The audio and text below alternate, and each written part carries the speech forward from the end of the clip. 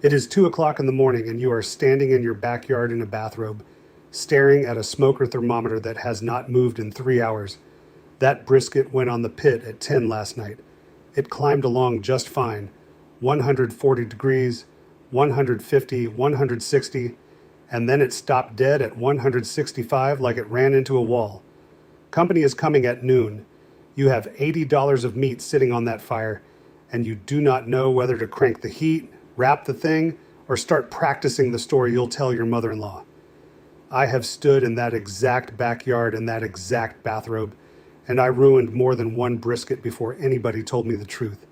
That wall has a name. Every single brisket hits it.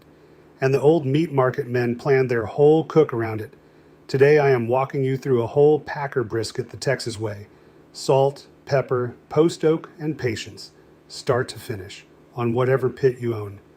And stay with me to the end, because the last step, the one that happens after the meat comes off the fire, is the step nearly everybody skips. It is the only step that decides whether your brisket slices like butter or crumbles like pot roast. And the reason comes down to one specific thing the juice inside that meat does while it sits. I'm Travis Kolbe, but everybody has called me Tiny since the 7th grade, and I've been growing into the joke ever since. I'm third generation Caldwell County, Texas, just down the road from Lockhart, the barbecue capital of this state. My grandpa ran Kolbe's meat market in town and smoked briskets out back the old German way, and my daddy fixed saddles and tack for every ranch in the county. I've been feeding folks off my own backyard pit for better than 30 years. Church fundraisers, county cook-offs, ribbons and wrecks both.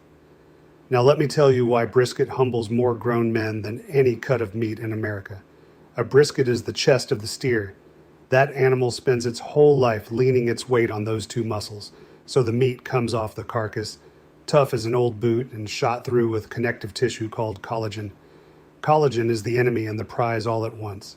Cook it too fast and it stays tight and chewy while the lean meat dries out around it. Cook it low and slow, and that same collagen melts down into gelatin, and gelatin is the silky, rich texture you taste at a great Texas barbecue joint. There is no gadget on any store shelf that changes that chemistry. No injection, no $300 controller, no bottle of sauce. The gadget makers profit off convincing you technique can be bought, and the sauce companies profit off the idea that smoke needs hiding. But the meat market method was never marketed because there was nothing to sell. Salt, pepper, wood, and time. And keep that last step I promised you in the back of your mind, because here is the hard truth, friends. A perfect 12-hour cook can still be ruined in the 10 minutes after the brisket leaves the pit. Now, before we light this fire, everything I'm fixing to show you today comes straight out of a book I put together called the Texas BBQ Bible. It's 101 pit-tested secrets from 3 generations of Caldwell County meat market smoking, written out plain for the backyard cook, so you never ruin another brisket as long as you live. It doesn't matter what you cook on, offset, kettle, or pellet. The book works on whatever pit you own.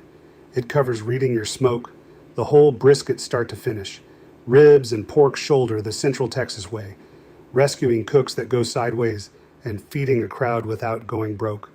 It's $17, marked down from $47. And the way I figure it, one saved $80 brisket pays for the book 4 times over the first weekend you own it. Now go ahead and grab your phone and open up your camera, the same one you use to take pictures. Point it at that square code on your screen and hold it steady for a second. A little link will pop up, give it a tap, and it will take you straight to the book. And if you are watching on your phone right now, the link is waiting for you right down below in the description. Take your time, there is no rush at all. I'll wait right here. All right, let's go pick out a brisket. Step 1 happens at the meat counter, and it decides half your cook before you ever strike a match. You want a whole packer brisket, which means both muscles still together, the lean flat and the fatty point. Look for choice grade or better. Then do what my grandpa did behind the counter of his market for 40 years. Pick the brisket up and let it bend over your hand. A brisket that flops like a wet towel has fine marbling running all through it.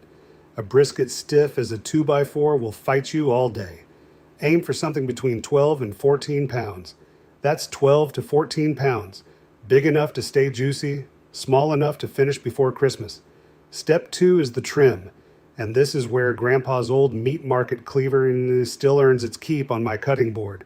Work the brisket cold, straight out of the refrigerator, because cold fat cuts clean and warm fat smears. Flip it fat side up. Trim that fat cap down to a 1/4 inch thick, about the width of your pinky nail. A 1/4 inch, no more. Any thicker and the smoke and seasoning never reach the meat. Any thinner and the flat dries out. Round off the corners and edges so the whole thing looks smooth like a riverstone, because square corners burn. Take your time with the knife and cut away from yourself. There is no rush at all. My first trims looked like a dog chewed the brisket, and it cooked fine anyway. Step 3 is the rub, and folks, this is the whole Central Texas philosophy in one shaker. Equal parts kosher salt and coarse ground black pepper, half and half by volume. That's it. The salt pulls moisture to the surface and carries flavor deep into the meat. The coarse pepper builds that dark, crusty exterior we call bark, which is the peppery crust you'd stand in line 2 hours for in Lockhart. Coat every side in an even layer, like a good dusting of snow on a fence post. The old market men never reached for anything else because a well-raised brisket doesn't need a costume. Sauce stays on the side at my table where it belongs. Step 4, we run the fire, and hear me on this before anybody feels left out. The pit doesn't matter near as much as the pit master, and the fire's the fire. Whatever you cook on, your number is 225 degrees Fahrenheit at the grate. 225, and you hold it there like it's church. On my offset barrel pit, that means a small, clean burning fire of seasoned post oak splits, added 1 split at a time, chasing smoke so thin and blue you can barely see it against the sky. Thick white smoke means a smothered fire, and it'll paint your meat bitter. On a kettle grill, lay your charcoal in a ring around the edge, what folks call a snake, light one end, and set the meat on the far side away from the coals. On a pellet grill, set the dial to 225 and let the machine hold it. And don't let anybody make you feel small about that, because the pellet cook's brisket eats just as good at my table. Put the brisket on fat side up, close the lid, and now the hardest instruction of the whole video. Leave it alone. If you're looking, you ain't cooking. Every peek costs you 15 minutes of heat. For the next 5 or 6 hours, that brisket rides the smoke and builds its bark. And there's honestly not much for you to do besides tend your fire and enjoy the morning. If the surface starts looking dry around hour 4, you can spritz it with plain water from a $4 spray bottle, a light mist, nothing more. Somewhere around 150 to 165 degrees internal, the climbing stops. The thermometer freezes. Welcome to the wall from 2 o'clock this morning. It has a name, and the name is the stall. And I promised you the old market men planned around it. So let's talk about what's actually happening inside that pit. The stall is not your fire failing, and it is not your thermometer lying. The stall is your brisket sweating. Right around 150 degrees, moisture comes pushing out of the meat and evaporates off the surface. And evaporation cools the meat down at almost the exact rate your fire heats it up. It is the same reason sweating cools you down mowing the yard in July. The two forces sit there arm wrestling for hours, and the thermometer doesn't move an inch. Grandpa never once panicked at the stall because he knew the fix costs about $1. When the brisket stalls and the bark is set dark and crusty, you wrap it, and you wrap it in butcher paper, plain pink butcher paper, not foil. Wrap it tight like a Christmas present, 2 layers. The paper stops the evaporation so the temperature starts climbing again, but unlike foil, paper breathes just enough to keep that bark from going soggy. Foil steams your crust into pot roast. Paper protects it. Back on the pit it goes, seam side down, and hold that thought about the juices inside that meat, because the wrap is only the second most important thing that paper is going to do today.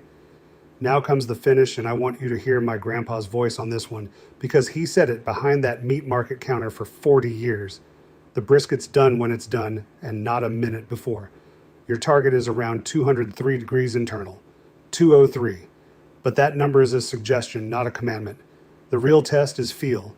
Slide your thermometer probe into the thickest part of the flat, and when the brisket is ready, that probe glides in with almost no resistance, like pushing into a jar of soft butter. If it still fights you, close the lid and give it another 30 or 45 minutes. Some briskets finish at 200, some at 205. The probe tells the truth. The smoke ring don't lie, and neither does the probe. And now, friends, we've arrived. The step I promised you at 2 o'clock this morning. The step that decides everything, and the one nearly everybody skips. You do not slice that brisket, not yet. Here's the one specific thing the juice inside that meat is doing right now.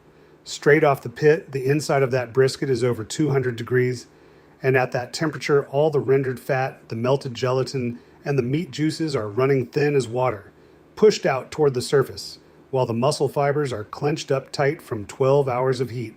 Put a knife to it now, and every drop of that liquid gold pours out onto your cutting board, and you stand there watching an $80 brisket bleed dry in 90 seconds. But let it rest, and everything reverses. The fibers relax as the meat cools, and like a sponge letting go of a squeeze, they draw all that thickening juice and gelatin back into the meat where it belongs. So here is exactly what you do. Leave it wrapped in that same butcher paper. Set it in a dry, empty cooler with an old towel over it. Let it rest a minimum of 1 full hour, and 2 to 4 hours is even better, and that cooler will hold it safely above 140 degrees the whole time, which is the number that keeps your dinner safe, 140.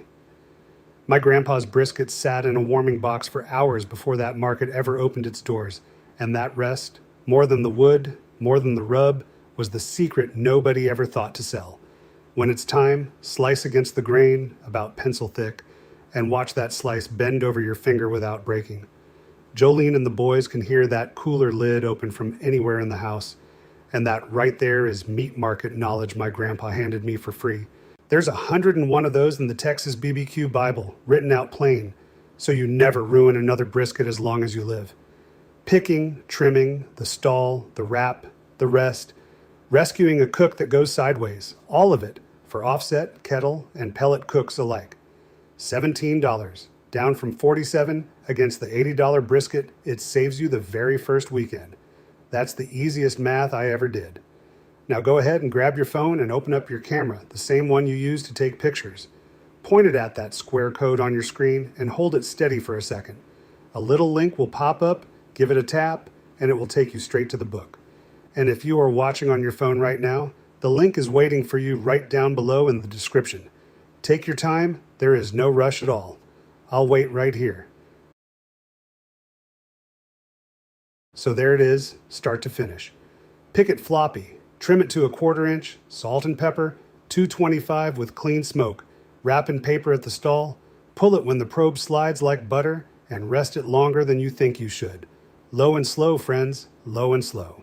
Now tell me in the comments, what's the worst brisket disaster you ever had? Put it below. No judgment here. I've burned enough to build a church with. I read every single one.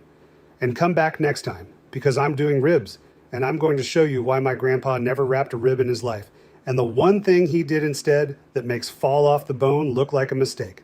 Keep your fire low and your stitches tight, and I'll see y'all next time.